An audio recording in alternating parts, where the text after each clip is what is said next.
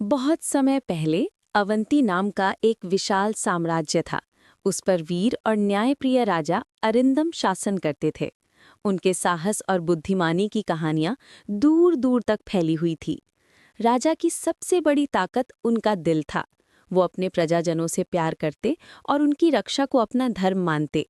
लेकिन एक रहस्य पूरे राज्य पर छाया हुआ था।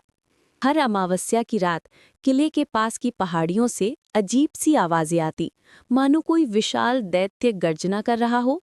सैनिकों ने पहरा दिया, पर कोई भी लौटकर नहीं आया। लोग धीरे धीरे डरने लगे। अफवाहें फैल गईं कि एक शापित छाया उस भूमि को निगलने वाली है। मंत्री भी राजा को चेतावनी देने लगे कि महाराज, आप बाहर मत जाइए, ये मौत का जाल है।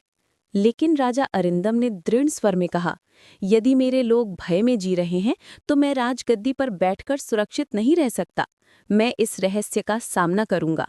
अगली अमावस्या की रात राजा ने अपना कवच पहना और केवल अपनी तलवार और मशाल लेकर अकेले निकल पड़े। चारों ओर सन्नाटा था।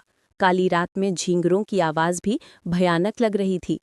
अचानक पहाड़ी की गुफा से भारी सांसों की आवाज आई। राजा ने मशाल ऊंची उठाई और देखा कि गुफा की गहराई में एक विशाल काय छाया हिल रही है। क्या वो कोई दैत्य था या कोई छल?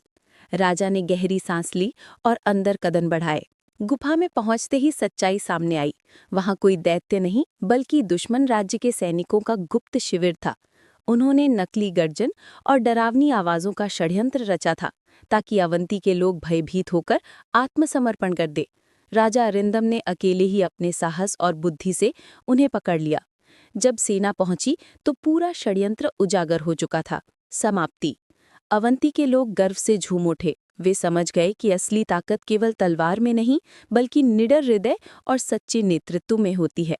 राजा अरिंदम का नाम इतिहास में छाया विजेता के रूप में अमर हो गया।